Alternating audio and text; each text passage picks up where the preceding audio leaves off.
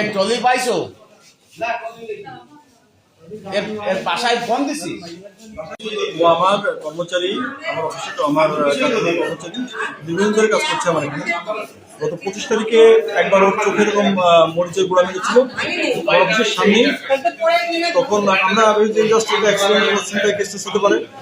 আজকে দুপুরে জয়েন করেছে, ওর বাবা শ্রাদ্ধের কাজ ছিল, আজকে দুপুরে জয়েন করেছে। জয়েন করার পরে আমার একটা গেস্ট ছিল বাড়িতে, অফিসের কাজও ছিল কম, ব্যাংক থেকে কিছু টাকা পয়সা তুলে নিয়ে এসেছিল কাছে, কিন্তু খুবই সামান্য টাকা। তারপর ও কাজে বেরিয়ে যায়, কাজে বেরোনোর পর থেকে ওকে ফোন করছি, ফোনে আর পাই না।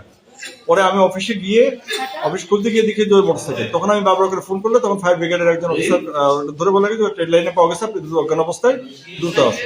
সেই অবস্থা হসপিটালে এসে এটা দেখছি। আমার মনে হয় এটা গভীর কোনো ষড়যন্ত্র, এটা আমার বিরুদ্ধে হতে পারে, সেটা ওর বিরুদ্ধে হতে পারে।